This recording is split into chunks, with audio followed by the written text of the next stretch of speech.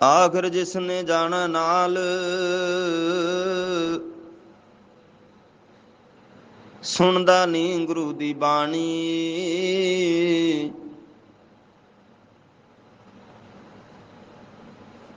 ਆਇਆ ਨਾਮ ਜਪਨ ਕੋ ਬੰਦੇ, ਆਇਆ ਜਪਨ ਜਗਤ ਵਿੱਚ, ਨਾਮ ਬੈਠਾ ਸ਼ੀਰਨਕਾਰੀ ਕਾਮ। ਜਿਸ ਦਾ ਰੋਜ਼ ਕਰੇ ਤੂੰ ਮਾਨਾ, ਇਹ ਤਨ ਮਨ ਧਨ ਨਾਲ ਨੀ ਜਾਣਾ।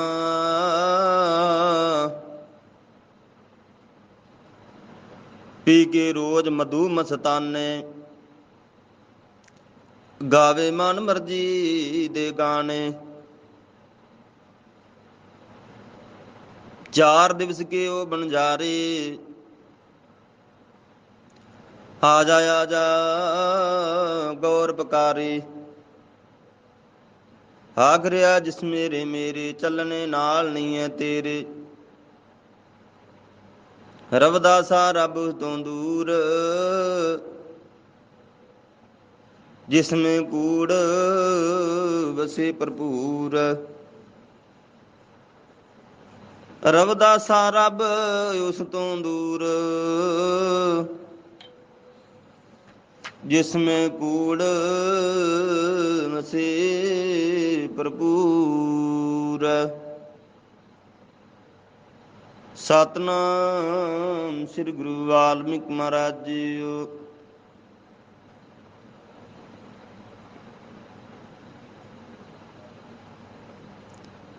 ਸ੍ਰਿਸ਼ਟੀ ਕਰਤਾ ਦਇਆਵਾਨ ਨਿਰੰਕਾਰ ਵਾਲਮੀਕ ਮਹਾਰਾਜ ਜੀ ਦੀ ਅੰਮ੍ਰਿਤ ਬਾਣੀ, ਦਰਗਾਹੀ ਬਾਣੀ, ਇਲਾਹੀ ਬਾਣੀ, ਰੱਬੀ ਬਾਣੀ ਦਾ ਫਰਮਾਨ ਹੈ। ਤ੍ਰੇਤੇ ਯੁੱਗ ਦੀ ਕਥਾ ਇਹ ਦੁਨੀਆ ਦੇ ਵਿੱਚ ਹਰੀ ਚੰਦ ਰਾਜਾ ਬੜਾ ਮਸ਼ਹੂਰ ਹੋਇਆ ਹੈ, ਜਿਸ ਨੂੰ ਪਰਮਾਤਮਾ ਦੇ ਨਾਮ ਪਰ ਜਗ ਕਰਨ ਦੀ ਬੜੀ ਪ੍ਰੀਤ ਸੀ, ਪਰ ਉਹਦੇ ਘਰ ਦੇ ਵਿੱਚ ਔਲਾਦ ਨਹੀਂ ਸੀ। ਇੱਕ ਵਾਰ ਤਾਰਾ ਰਾਣੀ ਨੇ ਹਰੀ ਚੰਦ ਰਾਜੇ ਨੂੰ ਇਹ ਕਿਹਾ ਕਿ ਹੁਣ ਸਾਡੀ ਉਮਰ 40 ਸਾਲ ਦੀ ਹੋ ਚੁੱਕੀ ਹੈ, ਸਾਡੇ ਘਰ ਦੇ ਵਿੱਚ ਕੋਈ ਪੁੱਤਰ ਨਹੀਂ, ਤੇ ਪੁੱਤਰਾਂ ਤੋਂ ਬਿਨਾਂ ਅਸੀਂ ਆਪਣਾ ਰਾਜ ਭਾਗ ਕਿਸ ਦੇ ਹਵਾਲੇ ਕਰਾਂਗੇ, ਤੇ ਦੁਨੀਆ ਤੇ ਸਾਡਾ ਨਾਮ ਕਿਸ ਤਰ੍ਹਾਂ ਰਵੇਗਾ। ਤਾਰਾ ਰਾਣੀ ਨੇ ਧਨੰਤਰ ਵੈਦਾਂ ਦੇ ਕੋਲੋਂ ਬਹੁਤ ਇਲਾਜ ਕਰਾਏ, ਫਿਰ ਵੀ ਔਲਾਦ ਨਾ ਹੋਈ। ਇੱਕ ਦਿਨ ਰਾਜੇ ਦੇ ਮਨ ਦੇ ਵਿੱਚ ਫੁਰਨਾ ਫੁਰਿਆ ਕਿ ਨਾਰਦ ਮੁਨੀ ਨੂੰ ਤੇ ਗੌਤਮ ਰਿਖੀ ਜੀ ਨੂੰ ਆਪਣੇ ਮੱਲਾਂ ਵਿੱਚ ਬੁਲਾ ਕੇ ਭੋਜਨ ਛਕਾ ਕੇ ਆਪਣੇ ਘਰ ਦੇ ਵਿੱਚ ਪੁੱਤਰ ਹੋਣ ਦੀਆਂ ਅਸੀਸਾਂ ਲਈਆਂ ਜਾਣ, ਤੇ ਉਹਨਾਂ ਦੀ ਅਸੀਸ ਦੇ ਨਾਲ ਸਾਡੇ ਘਰ ਵਿੱਚ ਜ਼ਰੂਰ ਪੁੱਤਰ ਪੈਦਾ ਹੋਵੇਗਾ। ਤਾਰਾ ਰਾਣੀ ਹਰੀ ਚੰਦ ਨੂੰ ਕਹਿਣ ਲੱਗੀ, ਜੇਕਰ ਉਹਨਾਂ ਦੀ ਅਸੀਸ ਦੇ ਨਾਲ ਸਾਡੇ ਘਰ ਵਿੱਚ ਔਲਾਦ ਹੋ ਜਾਵੇ ਤਾਂ ਜਲਦੀ ਉਹਨਾਂ ਨੂੰ ਘਰ ਬੁਲਾ ਕੇ ਭੋਜਨ ਛਕਾ ਕੇ ਅਸੀਸਾਂ ਲਈਆਂ ਜਾਣ। ਰਾਜੇ ਹਰੀ ਚੰਦ ਜੀ ਨੇ ਨਾਰਦ ਮੁਨੀ ਨੂੰ ਤੇ ਗੌਤਮ ਰਿਖੀ ਨੂੰ ਆਪਣੇ ਘਰ ਬੁਲਾਇਆ। ਘਰ ਬੁਲਾ ਕੇ ਅਰਦਾਸ ਕੀਤੀ ਕਿ ਇਹ ਪ੍ਰਮਾਤਮਾ ਦੇ ਪੁੱਜੇ ਹੋਏ ਤਪੱਸੀਓ, ਅਸੀਂ ਤੁਹਾਨੂੰ ਇਸ ਕਰਕੇ ਆਪਣੇ ਘਰ ਬੁਲਾਇਆ ਹੈ ਕਿ ਸਾਡੇ ਘਰ ਵਿੱਚ ਕੋਈ ਔਲਾਦ ਨਹੀਂ। ਤੁਸੀਂ ਭੋਜਨ ਛਕੋ ਤੇ ਸਾਡੇ ਘਰ ਵਿੱਚ ਪੁੱਤਰ ਹੋਣ ਦੀ ਸੀਸ ਦੇਵੋ, ਕਿ ਸਾਡੇ ਨਸੀਬਾਂ ਦੇ ਵਿੱਚ ਇੱਕ ਤਾਂ ਪੁੱਤਰ ਜ਼ਰੂਰ ਹੋਵੇ। ਪੁੱਤਰਾਂ ਬਿਨਾਂ ਦੁਨੀਆ ਵਿੱਚ ਮਾਪਿਆਂ ਦਾ ਨਾਮ ਨਹੀਂ ਰਹਿੰਦਾ, ਤੇ ਸਾਡੀ ਜਾਇਦਾਦ ਰਾਜ ਭਾਗ ਦਾ ਮਾਲਕ ਕੌਣ ਬਣੇਗਾ। ਤੁਸੀਂ ਨਿਰਗੁਣ ਸੁਰਗੁਣ ਸਰੂਪ ਹੋ, ਤੁਹਾਡੀਆਂ ਮੰਗਾਂ ਨਿਰੰਕਾਰ ਜੀ ਦੇ ਘਰ ਦੇ ਵਿੱਚ ਪ੍ਰਵਾਨ ਹੋ ਜਾਂਦੀਆਂ ਹਨ। ਤਾਰਾ ਰਾਣੀ ਨੇ ਬੜੇ ਪ੍ਰੇਮ ਤੇ ਸ਼ਰਧਾ ਦੇ ਨਾਲ 36 ਪ੍ਰਕਾਰ ਦਾ ਭੋਜਨ ਤਿਆਰ ਕੀਤਾ, ਤੇ ਨਾਰਦ ਮੁਨੀ ਤੇ ਗੌਤਮ ਰਿਖੀ ਨੂੰ ਛਕਾਇਆ। ਨਾਰਦ ਮੁਨੀ ਜੀ ਨੇ ਅੰਤਰ ਧਿਆਨ ਹੋ ਕੇ ਇਸ ਗੱਲ ਦਾ ਪਤਾ ਕੀਤਾ ਕਿ ਇਹਨਾਂ ਦੇ ਭਾਗਾਂ ਵਿੱਚ ਕੋਈ ਔਲਾਦ ਹੈ ਕਿ ਨਹੀਂ, ਪਰ ਉਹਨਾਂ ਦੇ ਘਰ ਦੇ ਵਿੱਚ ਔਲਾਦ ਹੋਣ ਦਾ ਕੋਈ ਵੀ ਅੱਖਰ ਨਹੀਂ ਸੀ। ਨਾਰਦ ਮੁਨੀ ਜੀ ਰਾਜੇ ਹਰੀ ਚੰਦ ਨੂੰ ਕਹਿਣ ਲੱਗਾ ਕਿ ਹੇ ਰਾਜਨ, ਤੁਹਾਡੇ ਭਾਗਾਂ ਵਿੱਚ ਔਲਾਦ ਦਾ ਮੂੰਹ ਦੇਖਣਾ ਬਿਲਕੁਲ ਨਹੀਂ ਹੈ। ਨਾਰਦ ਮੁਨੀ ਜੀ ਦਾ ਇਹ ਸ਼ਬਦ ਸੁਣ ਕੇ ਰਾਜੇ ਹਰੀ ਚੰਦ ਨੂੰ ਬੜੀ ਪਰੇਸ਼ਾਨੀ ਹੋਈ। ਪਰੇਸ਼ਾਨੀ ਹੋਈ ਕਿ ਪੁੱਤਰਾਂ ਤੋਂ ਬਿਨਾਂ ਸਾਡੇ ਰਾਜ ਭਾਗ ਦਾ ਮਾਲਕ ਕੌਣ ਬਣੇਗਾ। ਤੇ ਪਿਛਲੇ ਜ਼ਮਾਨੇ ਦੇ ਵਿੱਚ ਰਾਜ ਤਖਤ ਇੱਕੇ ਖਾਨਦਾਨ ਵਿੱਚ ਰਹਿੰਦਾ ਸੀ। ਪਿਓ ਤੋਂ ਪੁੱਤਰ, ਪੁੱਤਰ ਤੋਂ ਪੋਤਰਾ, ਰਾਜ ਭਾਗ ਇਸ ਤਰ੍ਹਾਂ ਚੱਲਦਾ ਸੀ। ਤੇ ਦੁਨੀਆ ਰਾਜੇ ਲੋਕਾਂ ਨੂੰ ਆਪਣਾ ਰੱਬ ਮੰਨਦੀ ਸੀ। ਜਿਸ ਤਰ੍ਹਾਂ ਰਾਜੇ ਵਰਨ ਜੀ ਦੇ ਖਾਨਦਾਨ ਦੇ ਵਿੱਚ ਅਨੇਕ ਰਾਜੇ ਹੋਏ ਤੇ ਰਾਜ ਭਾਗ ਬਹੁਤ ਚਿਰ ਰਿਹਾ। ਜਿਸ ਤਰ੍ਹਾਂ ਸ਼੍ਰੀ ਰਾਮ ਚੰਦਰ ਜੀ, ਕ੍ਰਿਸ਼ਨ ਮੁਰਾਰ ਜੀ, ਇਹ ਬਹੁਤ ਵੱਡੇ ਰਾਜੇ ਮਹਾਰਾਜੇ ਹੋਏ ਹਨ। ਸ਼੍ਰੀ ਰਾਮ ਚੰਦਰ ਜੀ ਦੇ ਖਾਨਦਾਨ ਦੇ ਵਿੱਚ 6 ਰਾਜੇ ਹੋਏ। ਰਾਜਾ ਮਾਨ ਧਾਤਾ, ਹਰੀ ਚੰਦ, ਰਾਜਾ ਸਗਰ ਸ਼੍ਰੀ ਰਾਮ ਚੰਦਰ ਜੀ ਦਾ ਦਾਦਾ ਸੀ, ਜਿਸ ਨੇ ਭਗਵਾਨ ਵਾਲਮੀਕ ਮਹਾਰਾਜ ਜੀ ਦੀ ਬਹੁਤ ਅਨੇਕ ਹਜ਼ਾਰ ਬਰਸ ਸੇਵਾ ਕਰਕੇ ਤੇ ਸਵਰਗਪੁਰੀ ਦੇ ਵਿੱਚ ਕਰੋੜਾਂ ਸੁੱਖਾਂ ਦੀ ਪ੍ਰਾਪਤੀ ਕੀਤੀ ਸੀ। ਸ਼੍ਰੀ ਕ੍ਰਿਸ਼ਨ ਮੁਰਾਰ ਜੀ ਦੇ ਘਰ ਦੇ ਵਿੱਚ ਕੋਈ ਔਲਾਦ ਨਹੀਂ ਸੀ। ਅਨੇਕਾਂ ਸ਼ਾਦੀਆਂ ਕਰਨ ਦੇ ਨਾਲ ਵੀ ਪੁੱਤਰ ਦਾ ਮੂੰਹ ਦੇਖਣਾ ਨਸੀਬ ਨਹੀਂ ਹੋਇਆ। ਤੇ ਬਹੁਤ ਉੱਚੇ ਵਡਭਾਗੀ ਪੁਰਸ਼ ਦੇ ਘਰ ਦੇ ਵਿੱਚ ਪੁੱਤਰ ਦਾ ਜਨਮ ਹੁੰਦਾ ਹੈ। ਇਹ ਕੁਦਰਤੀ ਦਾਤ ਹੈ। ਜਿਸ ਨੂੰ ਕੁਦਰਤ ਦੇਵੇ ਤੇ ਸੋ ਹੀ ਪਾ ਸਕਦਾ ਹੈ। ਆਪਣੇ ਯਤਨ ਕਰਕੇ ਔਲਾਦ ਪੈਦਾ ਨਹੀਂ ਕੀਤੀ ਜਾ ਸਕਦੀ। ਦੇਵਤੇ ਪੁਰਸ਼ਾਂ ਨੂੰ ਪੁੱਤਰਾਂ ਦੇ ਭਾਗ ਲੱਗਦੇ ਹਨ। ਸ੍ਰੀ ਗੁਰੂ ਨਾਨਕ ਦੇਵ ਜੀ ਦੇ 2 ਪੁੱਤਰ ਸਨ, ਜਿਨ੍ਹਾਂ ਦੇ ਨਾਮ ਸੀ ਸ਼੍ਰੀ ਚੰਦ ਜੀ ਅਤੇ ਲਖਮੀ ਦਾਸ ਜੀ ਸਨ। ਸ਼੍ਰੀ ਗੁਰੂ ਗੋਬਿੰਦ ਸਿੰਘ ਜੀ ਮਹਾਰਾਜ ਜੀ ਦੇ 4 ਸਾਹਿਬਜ਼ਾਦੇ ਸਨ, ਅਜੀਤ ਸਿੰਘ, ਜੁਝਾਰ ਸਿੰਘ, ਜੋਰਾਵਰ ਸਿੰਘ, ਸ਼੍ਰੀ ਫਤਿਹ ਸਿੰਘ ਜੀ। ਤੇ ਧੰਨ ਧੰਨ ਬਾਬਾ ਜੀਵਨ ਸਿੰਘ ਜੀ ਦੇ 4 ਦੁਲਾਰੇ ਸਨ, ਜਿਨ੍ਹਾਂ ਦੇ ਨਾਮ ਇਸ ਪ੍ਰਕਾਰ ਸਨ: ਗੁਰਦਿਆਲ ਸਿੰਘ ਜੀ, ਗੁਲਜ਼ਾਰ ਸਿੰਘ ਜੀ, ਸੇਵਾ ਸਿੰਘ ਜੀ ਅਤੇ ਸੁੱਖਾ ਸਿੰਘ ਜੀ। ਦੋ ਚਮਕੌਰ ਦੇ ਵਿੱਚ ਲੱਖਾਂ ਪਠਾਨਾਂ ਨੂੰ ਸ਼ਹੀਦ ਕਰਕੇ ਸ਼ਹੀਦੀਆਂ ਪਾ ਗਏ ਸਨ, ਤੇ ਦੋ ਸਰਸਾ ਨਦੀ ਉੱਤੇ ਦੁਸ਼ਮਣਾਂ ਦੀਆਂ ਅਨੇਕਾਂ ਬੇੜੀਆਂ ਡੋਬ ਕੇ ਸ਼ਹੀਦ ਹੋਏ ਸਨ। ਸ੍ਰੀ ਗੁਰੂ ਨਾਨਕ ਦੇਵ ਜੀ, ਸ੍ਰੀ ਗੁਰੂ ਗੋਬਿੰਦ ਸਿੰਘ ਜੀ ਮਹਾਰਾਜ, ਸਤਿਗੁਰੂ ਗੁਰੂ ਗਿਆਨਨਾਥ ਮਹਾਰਾਜ ਜੀ ਚੜ੍ਹਦੀ ਕਲਾ ਦੇ ਮਹਾਨ ਅਵਤਾਰ ਹੋਏ ਹਨ। ਬਾਬਾ ਜੀਵਨ ਸਿੰਘ ਜੀ ਮਹਾਵੀਰ ਜੋਧਾ ਮਤੰਗ ਰਿਖੀ ਦਾ ਮਹਾਨ ਅਵਤਾਰ ਸੀ। ਸ੍ਰੀ ਗੁਰੂ ਰਵਿਦਾਸ ਮਹਾਰਾਜ ਜੀ ਜਗਤ ਪਿਤਾ, ਇਹਨਾਂ ਦੀ ਸੇਵਾ ਜੀਵ ਨੂੰ ਨਿਰਵਾਣ ਪਦ ਵਿੱਚ ਲੈ ਜਾਂਦੀ ਹੈ। ਉਹ ਵਡਭਾਗੀ ਪੁਰਸ਼ ਹਨ ਜੋ ਸ੍ਰੀ ਗੁਰੂ ਰਵਿਦਾਸ ਮਹਾਰਾਜ ਜੀ ਦੇ ਨਾਲ ਪ੍ਰੀਤ ਕਰਦੇ ਹਨ।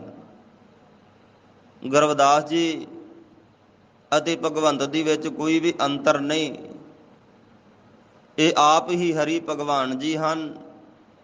ਚੜ੍ਹਦੀ ਕਲਾ ਲੀਲਾ ਬੜੀ ਅਪਰੰਪਾਰ ਹੈ, ਕੁਝ ਵੀ ਅੰਤ ਨਹੀਂ ਪਾਇਆ ਜਾ ਸਕਦਾ। ਸਭਨਾਂ ਦਾ ਕਰਤਾ ਇੱਕੋ ਹੀ ਅਕਾਲ ਪੁਰਖ ਜੀ ਹੈ, ਜਿਸ ਨੇ ਤਰ੍ਹਾਂ ਤਰ੍ਹਾਂ ਦੀਆਂ ਜੂਨਾਂ ਵਿੱਚ ਸਗਲ ਸ੍ਰਿਸ਼ਟੀ ਦੀ ਰਚਨਾ ਕੀਤੀ। ਕਮਲ ਕੌਲ ਉੱਪਰ ਬੈਠ ਕੇ 36 ਯੁੱਗ ਘੌਰ ਤਪ ਕੀਤਾ। ਕੱਖਾਂ ਦੇ ਵਿੱਚ ਜਾਨਾਂ ਪਾ ਦਿੱਤੀਆਂ। ਸ਼੍ਰੀ ਰਾਮ ਚੰਦਰ ਜੀ ਦੇ ਢਿੱਡੀ ਲਸ਼ਕਰ ਆਪੇ ਮਾਰ ਕੇ ਆਪ ਹੀ ਜਵਾ ਦਿੱਤੇ। ਜਿਹਦੇ ਅੰਮ੍ਰਿਤ ਨੇ ਬੀਬੀ ਰਜਨੀ ਦੇ ਪਿੰਗਲੇ ਦੇ ਦੁੱਖ ਤੋੜ ਦਿੱਤੇ। ਕਾਲੇ ਕਾਮਾਂ ਨੂੰ ਹੰਸ ਜਾਮਾ ਪਹਿਨਾ ਦਿੱਤਾ। ਹੱਲਿਆ ਦੇ ਯੁੱਗ ਪਲਟਾ ਦਿੱਤੇ। ਇੰਦਰ ਦੇ ਕੋੜ ਹਟਾ ਦਿੱਤੇ। ਪਾਂਡਵਾਂ ਦੇ ਘਰ ਜਾ ਕੇ ਸ਼ੰਖ ਵਜਾਏ, ਭੋਗ ਲਗਾਏ। ਸ੍ਰਿਸ਼ਟਨਾਥ ਜੀ ਨੇ ਸ਼੍ਰੀ ਰਾਮ ਚੰਦਰ ਜੀ ਨੂੰ ਪੈਦਾ ਕਰਕੇ ਦੁਸ਼ਟਾਂ ਦਮਨਾਂ ਦਾ ਨਾਸ਼ ਕਰਵਾ ਕੇ ਪਾਪਾਂ ਦੀ ਅੱਗ ਵਿੱਚ ਸੜ ਰਹੀ ਦੁਨੀਆ ਨੂੰ ਸ਼ਾਂਤ ਕੀਤਾ। ਦੁਨੀਆ ਦੇ ਵਿੱਚ ਤਰ੍ਹਾਂ ਤਰ੍ਹਾਂ ਦੇ ਰੰਗਾਂ ਵਿੱਚ ਆਪਣਾ ਆਪ ਦਰਸਾਇਆ। ਉਸ ਕਰਤਾਰ ਜੀ ਨੂੰ ਕਿਸੇ ਰੰਗ ਤੋਂ ਬਾਹਰ ਨਹੀਂ ਸਮਝਿਆ ਜਾ ਸਕਦਾ। ਕੁਦਰਤ ਘਟ ਘਟ ਦੇ ਵਿੱਚ ਪ੍ਰਵੇਸ਼ ਹੈ। ਜਰੇ ਜਰੇ ਪੱਤ ਪੱਤ ਵਿੱਚ ਉਹਦਾ ਨੂਰ ਚਮਕ ਰਿਹਾ ਹੈ। ਆਦਿ ਪੁਰਖ ਜੀ ਦਾ ਸੱਚਾ ਭਗਤ ਕਦੇ 84 ਲੱਖ ਜੂਨਾਂ ਵਿੱਚ ਨਹੀਂ ਆਵੇਗਾ। ਕਰਤਾਰ ਜੀ ਨੇ ਮਨੁੱਖ ਰੂਪ ਦੇ ਵਿੱਚ ਆ ਕੇ ਭਲੀ ਦੁਨੀਆ ਨੂੰ ਨਾਮ ਦੇ ਭੰਡਾਰ ਬਖਸ਼ ਕੇ ਭਵਜਲ ਸਾਗਰ ਵਿੱਚੋਂ ਪਾਰ ਹੋਣ ਦੀਆਂ ਜਾਂਚਾਂ ਸਿਖਾਈਆਂ। ਅੰਡਜ ਜੇਰਜ ਸੇਤਜ ਉਤਪੁਜ ਚਾਰ ਭਾਗ। ਚਾਰ ਭਾਗਾਂ ਵਿੱਚ ਪੰਜਾਂ ਤੱਤਾਂ ਨੂੰ ਜੋੜ ਕੇ ਤੇ ਜੀਵਾਂ ਦੀਆਂ ਬੰਤਾਂ ਬਣਾਈਆਂ। ਦੁਨੀਆ ਵਿੱਚ ਐਸੀ ਚੀਜ਼ ਕੋਈ ਨਹੀਂ ਜਿਸ ਵਿੱਚ ਉਹ ਆਪ ਨਾ ਹੋਵੇ। ਉਹ ਰਤਨਾ ਗੁਰੂ ਸਰਬ ਦਾ ਕਰਤਾ ਧਰਤਾ ਹੈ। ਪਰਮ ਪਿਤਾ ਪਰਮਾਤਮਾ ਨਿਰੰਕਾਰ ਵਾਲਮੀਕ ਮਹਾਰਾਜ ਜੀ ਸ੍ਰਿਸ਼ਟੀ ਦੇ ਕਰਤਾ ਜੀ ਹਨ। ਉਹੀ ਆਦਿ ਗੁਰੂ ਹਨ, ਉਹੀ ਜਗਾਦ ਗੁਰੂ ਹਨ। ਉਸ ਨੂੰ ਸਾਰੇ ਜੀਵ ਇੱਕੋ ਜਿਹੇ ਹਨ। ਉਹੀ ਜੀਵ ਦੇ ਅੰਦਰਲਾ ਬ੍ਰਹਮ ਗਿਆਨ ਹੈ। ਪਹਿਲੇ ਚੱਕਰ ਦੇ ਵਿੱਚ ਧਰਤੀ ਤਰਵਰ ਬਿਰਛ ਬੂਟੀਆਂ, ਦੂਸਰੇ ਚੱਕਰ ਦੇ ਵਿੱਚ ਪਾਰਬਤੀ ਤੋਂ ਬਿਨਾਂ ਸਭ ਜੀਵ ਜੰਤ, ਤੇ ਤੀਸਰੇ ਚੱਕਰ ਦੇ ਵਿੱਚ ਪਾਰਬਤੀ, ਅੰਮਾ ਹਵਾ, ਚੌਥੇ ਚੱਕਰ ਦੇ ਵਿੱਚ ਸ਼੍ਰੀ ਰਮਾਇਣ ਸਾਹਿਬ ਦੀ ਰਚਨਾ, ਜੋ ਸਰਬ ਵਿਦਿਆ ਅਤੇ ਨਾਮ ਸਿਮਰ ਰੂਪੀ ਜੋ ਇਸ ਪ੍ਰਿਥਵੀ ਉੱਪਰ ਪਹਿਲਾ ਬਿਰਛ ਹੈ। ਇਸ ਬਿਰਛ ਵਰਗਾ ਬਿਰਛ ਇਸ ਪ੍ਰਿਥਵੀ ਉੱਪਰ ਹੋਰ ਕੋਈ ਨਹੀਂ। ਸਗਲ ਸ੍ਰਿਸ਼ਟੀ ਦਾ ਇਹੀ ਇੱਕ ਮੁੱਢ ਹੈ, ਜੋ ਸਰਬ ਕਲਾ ਸੰਪੂਰਨ ਨਾਮ ਦਾ ਸਭ ਤੋਂ ਵੱਡਾ ਭੰਡਾਰ ਹੈ। ਇਹੀ ਬ੍ਰਹਮ ਪਸਾਰ ਹੈ, ਉਹਦੀ ਨਜ਼ਰ ਤੋਂ ਕੋਈ ਦੂਰ ਨਹੀਂ। ਉਸ ਮਾਲਕ ਦੇ ਹੱਥ ਦੀ ਤਲੀ ਦੇ ਉੱਤੇ ਸਭ ਸੰਸਾਰ ਹੈ। ਕਲਮਕਾਰ, ਸੰਗੀਤਕਾਰ, ਕਵੀ, ਕਵੀਸ਼ਰ, ਸ਼ਾਇਰੀ, ਉਸ ਦਾ ਸਿਮਰਨ ਕੀਤੇ ਬਿਨਾ ਜੀਵ ਨਿਰਵਾਣ ਪਦ ਦੀ ਪ੍ਰਾਪਤੀ ਨਹੀਂ ਕਰ ਸਕਦਾ। ਭਾਵਾਂ ਜੀਵ ਸਾਰੀ ਜ਼ਿੰਦਗੀ ਪੁੱਠਾ ਲਮਕਦਾ ਰਵੇ, ਉਹੀ ਇੱਕ ਸਰਬ ਕਲਾ ਮਹਾਦਾਤਾ ਹੈ, ਜਿਸ ਕੋਲੋਂ ਸਭ ਵਸਤਾਂ ਪ੍ਰਾਪਤ ਹੁੰਦੀਆਂ ਹਨ। ਪੱਥਰ ਪੂਜਾ ਤਾਂ ਜੀਵ ਨੂੰ ਲੈ ਕੇ ਡੁੱਬ ਜਾਣ ਵਾਲੀ ਬੇੜੀ ਹੈ। ਪੱਥਰ ਦੀ ਬੇੜੀ ਉੱਪਰ ਚੜ੍ਹ ਕੇ ਭਵਜਲ ਸਾਗਰ ਪਾਰ ਨਹੀਂ ਕੀਤਾ ਜਾ ਸਕੇਗਾ। ਰਜੋ ਸਤੋ ਤਮੋ ਤਿੰਨ ਗੁਣ, ਜਿਨ੍ਹਾਂ ਦੇ ਉੱਪਰ ਚੌਥਾ ਪਦ ਹੈ, ਉਸ ਪਦ ਵਿੱਚੋਂ ਨਿਰੰਕਾਰ ਜੀ ਦੀ ਪ੍ਰਾਪਤੀ ਕੀਤੀ ਜਾਂਦੀ ਹੈ। ਸ਼੍ਰੀ ਕਬੀਰ ਸਾਹਿਬ ਜੀ ਚੌਥੇ ਪਦ ਦੀ ਭਗਤੀ ਕਰਦੇ ਸਨ। ਸ਼੍ਰੀ ਗੁਰੂ ਨਾਨਕ ਦੇਵ ਜੀ, ਸ਼੍ਰੀ ਗੁਰੂ ਗੋਬਿੰਦ ਸਿੰਘ ਜੀ, ਸਤਿਗੁਰੂ ਗੁਰੂ ਗਿਆਨਨਾਥ ਮਹਾਰਾਜ ਜੀ, ਇਹਨਾਂ ਨੇ ਖੰਡਨ ਕੀਤਾ ਹੈ ਕਿ ਮੈਂ ਤਿੰਨਾਂ ਗੁਣਾਂ ਨੂੰ ਬਿਲਕੁਲ ਨਹੀਂ ਧਿਆਊਂਗਾ। ਗਣੇਸ਼ ਜੀ ਨੂੰ ਵੀ ਗੁਰੂ ਜੀ ਨਹੀਂ ਮੰਨਦੇ, ਤੇ ਬਿਰਤੀ ਚੌਥੇ ਪਦ ਦੇ ਨਾਲ ਜੁੜੀ ਹੋਈ ਹੈ। ਬ੍ਰਹਮਾ, ਵਿਸ਼ਨੂੰ, ਸ਼ੰਕਰ, ਇਹ ਤਿੰਨ ਗੁਣ ਹਨ, ਤੇ ਜੋ ਇਕੱਲੇ ਇਕੱਲੇ ਜੀਵ ਦੇ ਨਾਲ ਤਿੰਨੇ ਗੁਣ ਨਿਵਾਸ ਕਰਦੇ ਹਨ। ਨਿਰੰਕਾਰ ਜੀ, ਨਿਰੰਕਾਰ ਪਾਤਸ਼ਾਹ ਜੀ ਦੀਆਂ ਇਹ ਕਲਾ ਹਨ।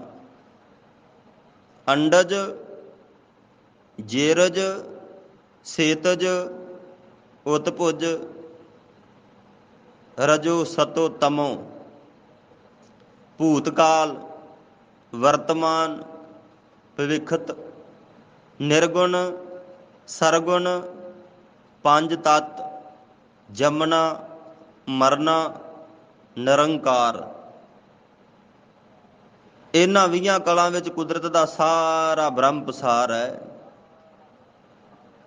ਇਹਨਾਂ ਕਲਾਂ ਵਿੱਚੋਂ ਹੋਰ ਵੀ ਅਨੇਕਾਂ ਕਲਾ ਹਨ,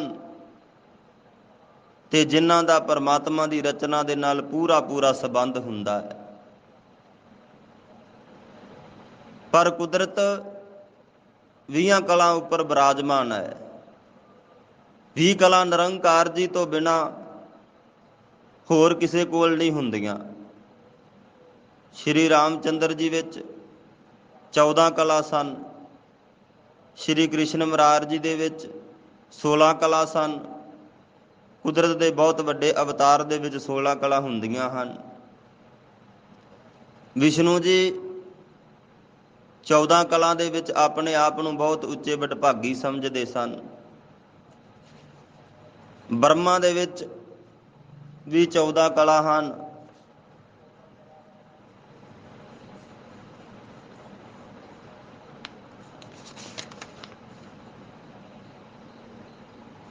ਸ਼ੰਕਰ ਦੇ ਵਿੱਚ ਵੀ 14 ਕਲਾ ਹਨ ਤੇ 16 ਕਲਾ ਤੋਂ ਉੱਪਰ ਨਿਰਵਾਨ ਪਦ ਗੁਣ ਆ ਜਾਂਦਾ ਹੈ। ਜਿਸ ਪਦ ਦੀ ਵਿੱਚ ਦੀ ਲੰਘ ਕੇ ਸ੍ਰੀ ਗੁਰੂ ਨਾਨਕ ਦੇਵ ਜੀ ਨਿਰੰਕਾਰ ਪਾਤਸ਼ਾਹ ਜੀ ਨੂੰ ਮਿਲਣ ਗਏ ਸਨ, ਚੌਥੇ ਪਦ ਵਿੱਚ ਜਾ ਕੇ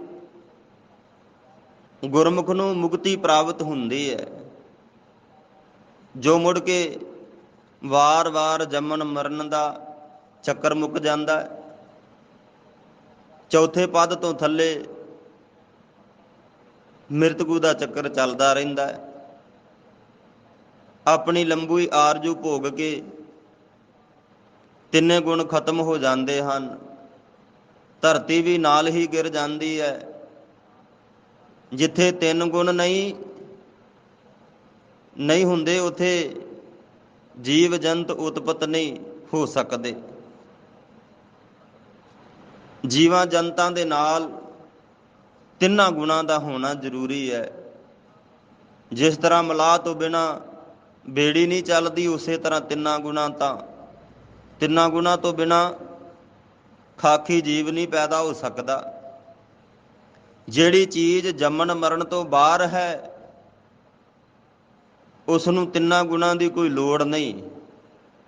ਉਹ ਸਦਾ ਕਾਲ ਅਮਰ ਹੈ। ਉਹ ਚੀਜ਼ ਬਿਨਾਂ ਬੀਜ ਪੈਦਾ ਹੋ ਜਾਂਦੀ ਹੈ।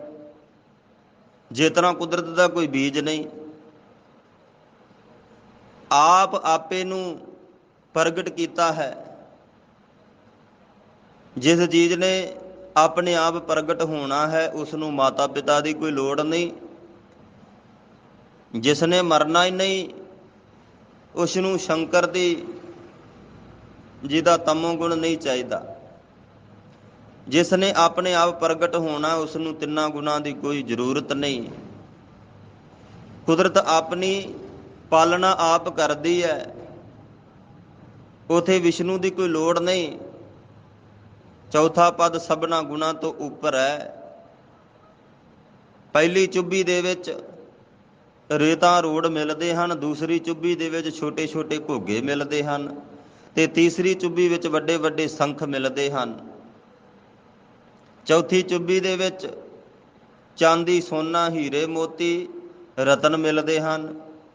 ਚੌਥੀ ਚੁੱਭੀ ਵਿੱਚ ਚੌਥਾ ਪਦ ਆ ਜਾਂਦਾ ਹੈ, ਜੋ ਤਿੰਨਾਂ ਗੁਣਾਂ ਤੋਂ ਅਗਲੇ ਪਾਸੇ,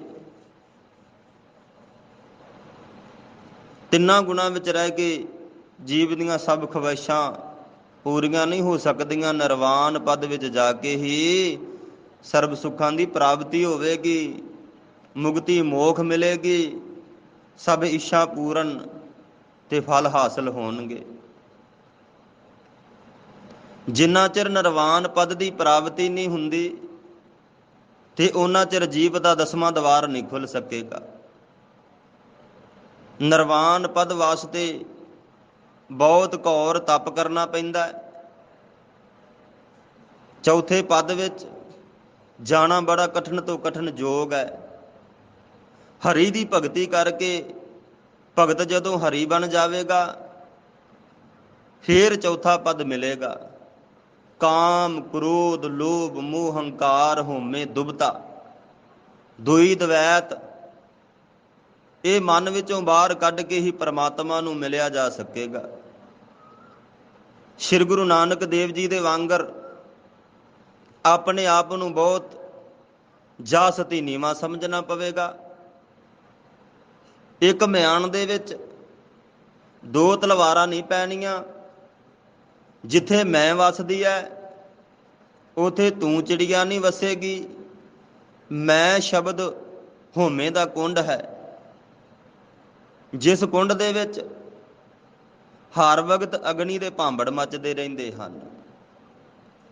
ਜਿਹੜਾ ਜੀਵ ਹਉਮੈ ਦੇ ਤਪਦੇ ਕੁੰਡਾਂ ਵਿੱਚ ਗਿਰ ਜਾਵੇਗਾ, ਉਹਦਾ ਮਾਨਸ ਚੋਲਾ ਜ਼ਰੂਰ ਸੜਬਲ ਜਾਵੇਗਾ। ਕਾਮ, ਕ੍ਰੋਧ, ਲੋਭ, ਮੋਹ, ਹੰਕਾਰ, ਇਹ 5 ਬਟਵਾਰੇ ਹਨ। ਤੇ ਜੋ ਦਿਨ ਰਾਤ ਇਨਸਾਨ ਦੀ ਆਤਮਾ ਨੂੰ ਲੁੱਟਦੇ ਰਹਿੰਦੇ ਹਨ, ਜਿੰਨਾ ਚਿਰ ਜੀਵ ਹਉਮੈ ਦੇ ਜਾਲ ਦੇ ਵਿੱਚ ਫਸਿਆ ਹੈ, ਪਰਮਾਤਮਾ ਦੀ ਪ੍ਰਾਪਤੀ ਕਿਸ ਤਰ੍ਹਾਂ ਕਰ ਸਕਦਾ ਹੈ? ਜੇ ਤਰ੍ਹਾਂ ਸਰਬ ਕਿਸੇ ਦਾ ਮਿੱਤਰ ਨਹੀਂ ਹੋਵੇਗਾ, ਤੇ ਭਾਵਾਂ ਚੁਲੀਆਂ ਦੇ ਨਾਲ ਦੁੱਧ ਪਿਲਾ ਦਈਏ, ਉਹ ਫਿਰ ਵੀ ਡੰਗ ਮਾਰਨ ਤੋਂ ਟਲਦਾ ਨਹੀਂ। ਸੱਪਾਂ ਦੇ ਪੁੱਤਰਾਂ ਨੂੰ ਇਹ ਕਸਮ ਹੁੰਦੀ ਹੈ ਕਿ ਕਿਸੇ ਇਨਸਾਨ ਦੇ ਨਾਲ ਪ੍ਰੀਤ ਨਹੀਂ ਕਰਨੀ। ਇਹੀ ਹਾਲ ਹਉਮੈ ਦਾ ਹੈ ਕਿ ਜੀਵ ਨੂੰ ਰੱਬ ਦੇ ਨਾਲ ਪ੍ਰੀਤ ਨਹੀਂ ਕਰਨ ਦੇਣੀ, ਹਰ ਵਕਤ ਬੇਮੁਖ ਕਰੀ ਰੱਖਣਾ, ਕਦੇ ਵੀ ਰੱਬ ਦਾ ਨਾਮ ਜ਼ਬਾਨ ਤੇ ਨਹੀਂ ਚੜ੍ਹਨ ਦੇਣਾ। ਪਰਮਾਤਮਾ ਦੀ ਪ੍ਰਾਪਤੀ ਕਰਨੀ ਤਾਂ ਗੱਲ ਬੜੀ ਦੂਰ ਹੈ। ਇਨਸਾਨ ਗਿਆਨਤਾ ਦੇ ਕਾਲੇ ਹਨੇਰੇ ਵਿੱਚ ਡੁੱਬਿਆ ਹੋਇਆ, ਇਸ ਨੂੰ ਤਾਂ ਇਤਨਾ ਵੀ ਗਿਆਨ ਨਹੀਂ ਕਿ ਮੈਂ ਆਪਣੇ ਵਰਗੇ ਮਾਨਸ ਜੀਵ ਦੇ ਨਾਲ ਨਫ਼ਰਤ ਕਰਨਾ ਕਿਉਂ ਕਰਾਂ। ਜਾਤ ਪਾਤ ਊਚ ਨੀਚ ਐਵੇਂ ਇੱਕ ਕੂੜ ਦਾ ਢਾਂਚਾ ਹੈ, ਇਸ ਵਿੱਚ ਇੱਕ ਰਾਈ ਜਿੰਨੀ ਵੀ ਸੱਚਾਈ ਨਹੀਂ। ਮੂਰਖ ਪੁਰਸ਼ ਫਿਰ ਵੀ ਇਸ ਨਾਲੋਂ ਆਪਣੀ ਜੱਫੀ ਨਹੀਂ ਛੱਡਦਾ। ਇਸ ਨੂੰ ਕੂੜੀਆਂ ਗੱਲਾਂ ਦੇ ਜਾਲ ਦੇ ਵਿੱਚ ਰਹਿਣ ਦੀ ਪੱਕੀ ਬਾਣ ਪੈ ਚੁੱਕੀ ਹੈ। ਪਰਮਾਤਮਾ ਦੀਆਂ ਨਜ਼ਰਾਂ ਦੇ ਵਿੱਚ ਉਹ ਰੁੜ ਭਾਵਾਂ ਜਾਵੇ, ਪਰ ਆਪਣੀ ਜਿੱਦ ਨਹੀਂ ਛੱਡਦਾ। ਗੁਰਬਾਣੀ ਫਰਮਾਨ ਕਰਦੀ ਹੈ, ਤਾਰਾ ਰਾਣੀ ਨੇ ਦੋਨੋਂ ਹੱਥ ਜੋੜ ਕੇ ਨਾਰਦ ਮੁਨੀ ਜੀ ਦੇ ਅੱਗੇ ਬੇਨਤੀ ਕੀਤੀ ਕਿ ਹੇ ਨਾਰਦ ਮੁਨੀ ਜੀ, ਤੁਸੀਂ ਇਨਸਾਨ ਦੇ ਦਰਗਾਹ ਦੀਆਂ ਜਾਣਨਹਾਰ ਹੋ। ਤੁਸੀਂ ਮੈਨੂੰ ਇਹ ਵਿਧੀ ਦੱਸੋ ਜਿਸ ਦੇ ਨਾਲ ਮੈਨੂੰ ਇੱਕ ਪੁੱਤਰ ਦੀ ਦਾਤ ਜ਼ਰੂਰ ਪ੍ਰਾਪਤ ਹੋਵੇ। ਤਾਂ ਜਿਸ ਵਕਤ ਤਾਰਾ ਰਾਣੀ ਨੇ ਇਹ ਅਰਦਾਸ ਕੀਤੀ ਤਾਂ ਨਾਰਦ ਮੁਨੀ ਜੀ ਆਪਣੇ ਤੁੰਬੇ ਨੂੰ ਵਜਾਉਣ ਲੱਗਾ ਤੇ ਨਾਮ ਦੀ ਮਸਤੀ ਦੇ ਵਿੱਚ ਬੜਾ ਹੀ ਨੱਚਣ ਲੱਗਾ। ਪੂਰਾ 1 ਘੰਟਾ ਨਾਰਦ ਮੁਨੀ ਜੀ ਨਾਮ ਦੀ ਮਸਤੀ ਵਿੱਚ ਖਾਮੋਸ਼ ਰਹੇ ਤੇ ਨਾਰਦ ਮੁਨੀ ਜੀ ਦੀ ਬਿਰਤੀ ਜੁੜਨ ਦੇ ਨਾਲ ਭਗਵਾਨ ਵਾਲਮੀਕ ਮਹਾਰਾਜ ਜੀ ਦੀ ਤਸਵੀਰ ਉਸਦੇ ਸਾਹਮਣੇ ਆਈ ਕਿ ਜਗਤ ਗੁਰੂ ਵਾਲਮੀਕ ਮਹਾਰਾਜ ਜੀ ਦੇ ਦਰ ਤੇ ਜਾ ਕੇ ਹਰ ਰੋਜ਼ ਗੁਰਬਾਣੀ ਸੁਣਿਆ ਕਰ। ਤੇਰੇ ਘਰ ਦੇ ਵਿੱਚ ਪੁੱਤਰ ਹੋਣ ਦੀ ਇਹੀ ਇੱਕੋ ਇੱਕ ਵਿਧੀ ਹੈ। ਨਾਰਦ ਮੁਨੀ ਜੀ ਦੀ ਜਿਸ ਵਕਤ ਤਾੜੀ ਖੁੱਲੀ ਤਾਂ ਜੋ ਕੁਝ ਉਸਨੇ ਡਿੱਠਾ ਤੇ ਸਰਵਨ ਕੀਤਾ, ਸੋ ਤਾਰਾ ਰਾਣੀ ਨੂੰ ਦੱਸ ਦਿੱਤਾ, ਤੇਰੇ ਭਾਗਾਂ ਵਿੱਚ ਪੁੱਤਰ ਨਹੀਂ। ਪੁੱਤਰ ਹੋਣ ਦੀ ਇਹੀ ਇੱਕ ਵਿਧੀ ਹੈ ਕਿ ਪਰਮਪਿਤਾ ਭਗਵਾਨ ਵਾਲਮੀਕ ਮਹਾਰਾਜ ਜੀ ਦੇ ਦਰ ਤੇ ਜਾ ਕੇ ਨਿਤਨੇਮ ਗੁਰਬਾਣੀ ਸੁਣਿਆ ਕਰ। ਉਹ ਖੁਦ ਹਰੀ ਸਰੂਪ ਜੀ ਹਨ, ਉਹਨਾਂ ਪਾਸੋਂ ਤੈਨੂੰ ਪੁੱਤਰ ਦੀ ਦਾਤ ਜ਼ਰੂਰ ਪ੍ਰਾਪਤ ਹੋਵੇਗੀ। ਉਸ ਪ੍ਰਭੂ ਜੀ ਦੇ ਦਰ ਪਰ ਜਾ ਕੇ ਸਭ ਦੀਆਂ ਆਸਾਂ ਪੂਰਨ ਹੋ ਜਾਂਦੀਆਂ ਹਨ। ਉਹ ਆਪ ਹੀ ਹਰੀ ਨਾਰਾਇਣ ਜੀ ਵਨਾਂ ਦੇ ਵਿੱਚ ਤਾੜੀ ਲਾ ਕੇ ਬੈਠੇ ਹੋਏ ਹਨ। ਇੰਨਾ ਕੁਝ ਬਚਨ ਦੇ ਕੇ ਨਾਰਦ ਮੁਨੀ ਜੀ ਤੇ ਗੌਤਮ ਰਿਖੀ ਜੀ ਉੱਥੋਂ ਚਲੇ ਗਏ। ਹਰੀ ਚੰਦ ਰਾਜੇ ਨੂੰ ਇਹ ਭੁਲੇਖਾ ਸੀ कि जे मैं भगवान वाल्मीकि महाराज जी के दर पर जाके गुरबाणी सुनन लगा तो मेरी प्रजा ਦੇ ਸਾਰੇ ਲੋਕ ਭਗਵਾਨ ਵਾਲਮੀਕ ਮਹਾਰਾਜ ਜੀ ਦੇ ਚਰਨਾਂ ਦੇ ਨਾਲ ਜੁੜ ਜਾਣਗੇ। ਮੈਂ ਰਾਜ ਕਿਸ ਤੇ ਕਰਾਂਗਾ।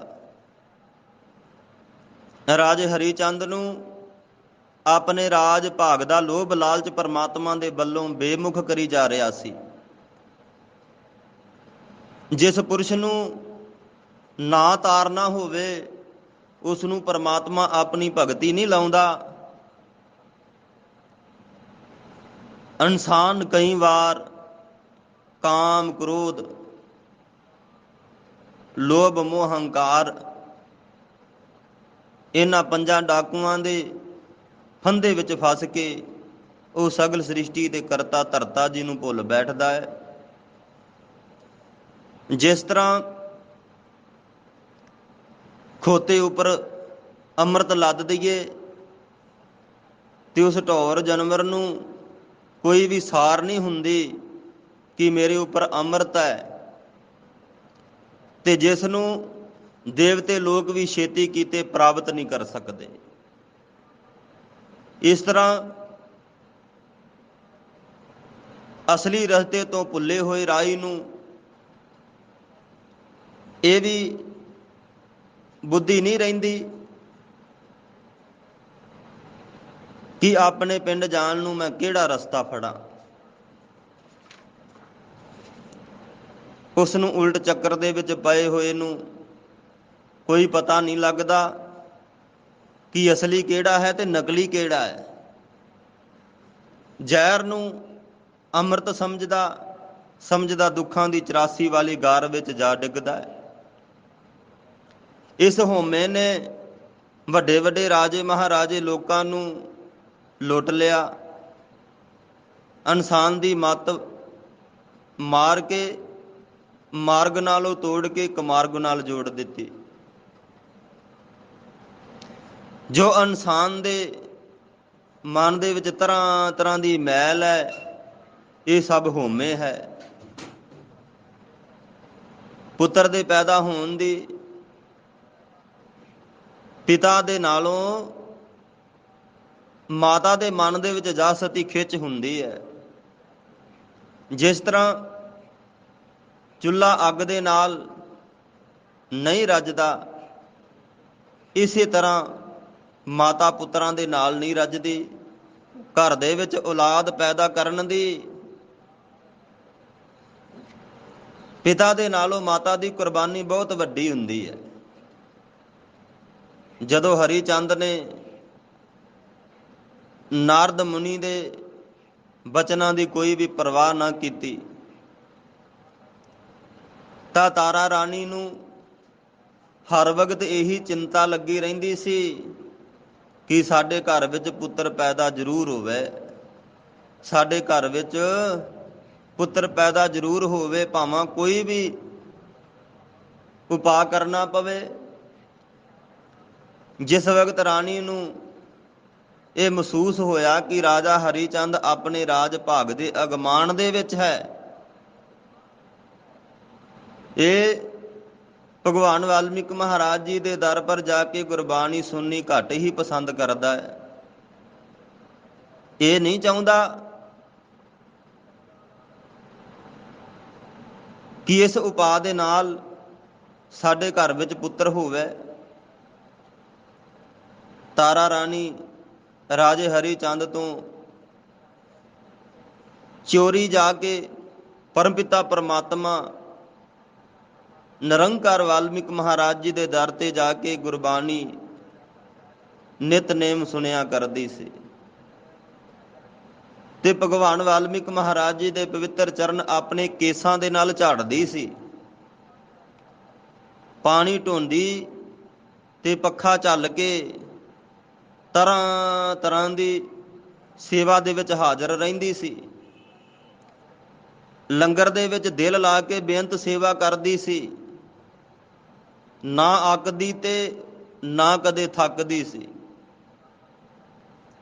ਪਲ ਪਲ ਭਗਵਾਨ ਵਾਲਮੀਕ ਮਹਾਰਾਜ ਜੀ ਦਾ ਜਸ ਕਰਦੀ ਸੀ।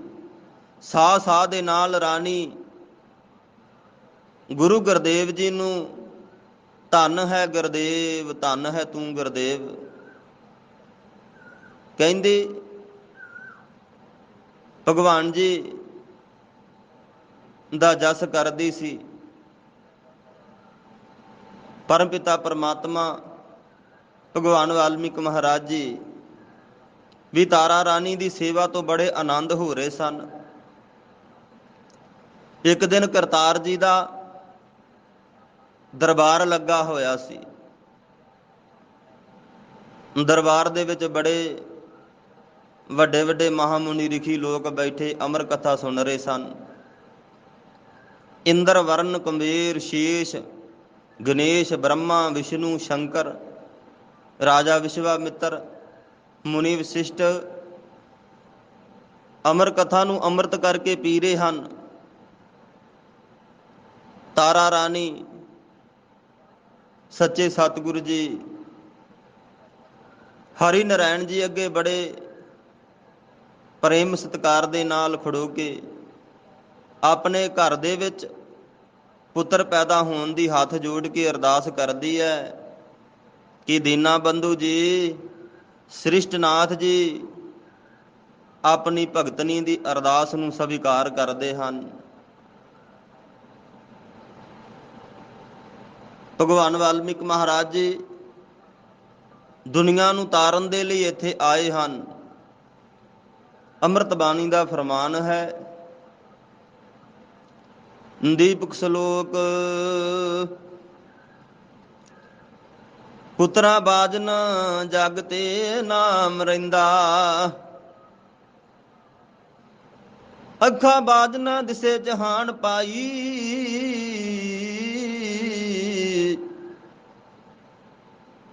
ਪੁੱਤਰ ਮਿਲਣਾ ਨਸੀਬ ਤੋਂ ਬਾਜ ਕਿੱਥੇ,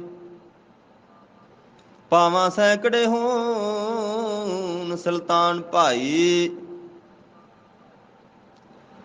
ਪੁੱਤਰ ਹੋਵੇ ਤੇ ਪੋਤਰਾ ਵੀ ਹੋਵੇ,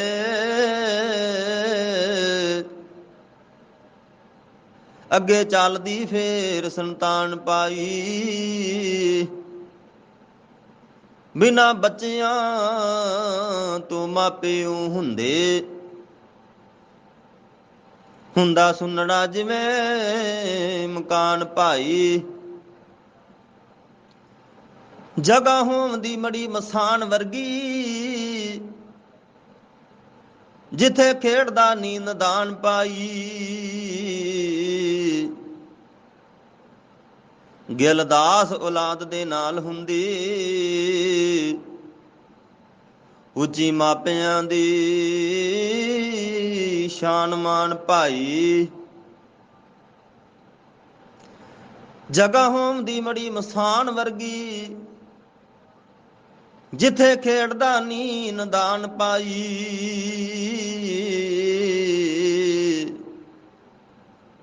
ਗਿਲਦਾਸ ਔਲਾਦ ਦੇ ਨਾਲ ਹੁੰਦੀ, ਉੱਚੀ ਮਾਪਿਆਂ ਦੀ ਸ਼ਾਨ ਮਾਨ ਭਾਈ। ਹਰਿ ਓਮ ਸਤਨਾਮ ਜੀ ਕਾ ਅਗਮਰਾਜ, ਦੇ ਕੇ ਨਾਮ ਆਪਣਾ ਜਹਾਨ ਧਾਰਿਆ, ਜਨ ਕੀ ਬਚਾਈ ਰਾਖਸ਼ਾਂ ਨੂੰ ਮਾਰਿਆ, ਕਰਾਂ ਕੀ ਸਿਫਤ ਉਸ ਸੱਚੇ ਰੱਬ ਦੀ, ਕੀਤੀ ਕਲਿਆਣ ਉਹਨੇ ਆ ਕੇ ਸਭ ਦੀ, ਮਿਰਤਕਾਂ ਦੇ ਵਿੱਚ ਪਾਤੀਆਂ ਪੁਰਾਣੀਆਂ, ਮਾਛ ਕਾਛ ਰਸ ਉਸਨੇ ਉਧਾਰੀਆਂ, ਮਰਦੇ ਦੇਖ ਜੀਵ ਪਾਪਾਂ ਵਿੱਚ ਜਲ ਕੇ, ਆ ਗਿਆ ਹਰੀ ਜੀ ਦੁਨੀਆ ਤੇ ਚੱਲ ਕੇ, ਚੱਲ ਕੇ ਜੋ ਆਵੇ ਉਸ ਦੇ ਦਵਾਰ ਤੇ, ਤਪਦਾ ਕਲੇਜਾ ਸਭਨਾਂ ਦਾ ਠਾਰਿਆ, ਉਸਨੇ ਪਿਆਰ ਦੇ ਕੇ ਇੱਕ ਕੱਖ ਨੂੰ, ਛਿਨਵੇਂ ਮਰਾਤਾ ਉਸ ਕੋਲੋਂ ਲੱਖ ਨੂੰ, ਸੁਣ ਕੇ ਪੁਕਾਰ ਕਿਸੇ ਕਲਬੂਤ ਦੀ, ਉਹਦਾ ਵੀ ਜਾ ਕੇ ਦੁਖੜਾ ਨਿਵਾਰਿਆ। ਪਾਪਾਂ ਵਾਲੇ ਪੁਤਲੇ ਸੜਾਤੇ ਉਸਨੇ, ਪਿੰਗਲੇ ਪਹਾੜ ਤੇ ਚੜਾਤੇ ਉਸਨੇ। ਆਖਦਾ ਗਿਆਨ ਗੁਰੂ ਵਾਲਮੀਕ ਨੂੰ, ਬਣ ਗਏ ਸਤਾਰੇ ਜਿਨ੍ਹਾਂ ਨੇ ਚਿਤਾਰਿਆ। ਆਖਦਾ ਗਿਆਨ ਗੁਰੂ ਵਾਲਮੀਕ ਨੂੰ, ਬਣ ਗਏ ਸਤਾਰੇ ਜਿਨ੍ਹਾਂ ਨੇ ਚਿਤਾਰਿਆ। ਸਤਨਾਮ ਸ੍ਰੀ ਗੁਰੂ ਵਾਲਮੀਕ ਮਹਾਰਾਜ ਜੀਓ।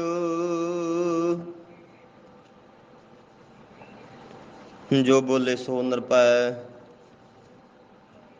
ਭਗਵਾਨ ਵਾਲਮੀਕ ਮਹਾਰਾਜ ਕੀ ਜੈ। ਧੰਨ ਧੰਨ ਬ੍ਰਹਮ ਗਿਆਨੀ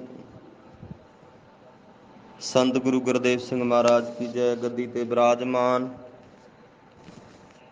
ਜਗ ਦੀ ਜੋਤ,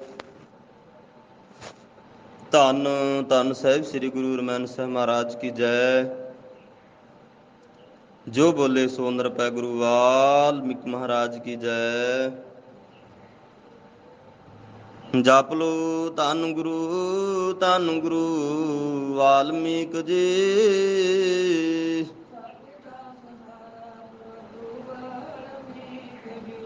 ਜਪ ਲੋ ਧੰਨ ਗੁਰੂ ਵਾਲਮੀਕ ਜੀ। ਸਭ ਦਾ ਸਹਾਰਾ ਪ੍ਰਭੂ ਵਾਲਮੀਕ ਜੀ। ਜਪ ਲੋ ਧੰਨ ਗੁਰੂ ਵਾਲਮੀਕ ਜੀ। ਸਭ ਦਾ ਸਹਾਰਾ ਪ੍ਰਭੂ ਵਾਲਮੀਕ ਜੀ। ਜਪ ਲੋ ਧੰਨ ਗੁਰੂ ਵਾਲਮੀਕ ਜੀ। ਸਭ ਦਾ ਸਹਾਰਾ ਪ੍ਰਭੂ ਵਾਲਮੀਕ ਜੀ। ਜਪ ਲੋ ਧੰਨ ਗੁਰੂ ਵਾਲਮੀਕ ਜੀ। ਸਭ ਦਾ ਸਹਾਰਾ ਪ੍ਰਭੂ ਵਾਲਮੀਕ ਜੀ। ਜਪ ਲੋ ਧੰਨ ਗੁਰੂ ਵਾਲਮੀਕ ਜੀ। ਸਭ ਦਾ ਸਹਾਰਾ ਪ੍ਰਭੂ ਵਾਲਮੀਕ ਜੀ। ਜਪ ਲੋ ਧੰਨ ਗੁਰੂ ਵਾਲਮੀਕ ਜੀ। ਸਭ ਦਾ ਸਹਾਰਾ ਪ੍ਰਭੂ ਵਾਲਮੀਕ ਜੀ। ਜਪ ਲੋ ਧੰਨ ਗੁਰੂ ਵਾਲਮੀਕ ਜੀ। ਸਭ ਦਾ ਸਹਾਰਾ ਪ੍ਰਭੂ ਵਾਲਮੀਕ ਜੀ। ਜੋ ਬੋਲੇ ਸੋ ਨਿਰਭੈ। ਭਗਵਾਨ ਵਾਲਮੀਕ ਮਹਾਰਾਜ ਕੀ ਜੈ। ਸ਼੍ਰੀ 108 ਸਤਿਗੁਰੂ ਗਿਆਨਨਾਥ ਮਹਾਰਾਜ ਕੀ ਜੈ। ਜੋ ਜੀਵ ਆਪ ਜੀ ਦੇ ਦਰ ਤੇ ਆਵੇ, ਸੁਰਾ ਜੀ ਜਾਵੇ ਹੋਏ ਵਾਲਮੀਕ ਨਾਮ। ਚੜ੍ਹਦੀ ਕਲਾ ਤੇਰੇ ਭਾਣੇ ਸਰਬਤ ਜੀਆਂ ਦਾ ਭਲਾ।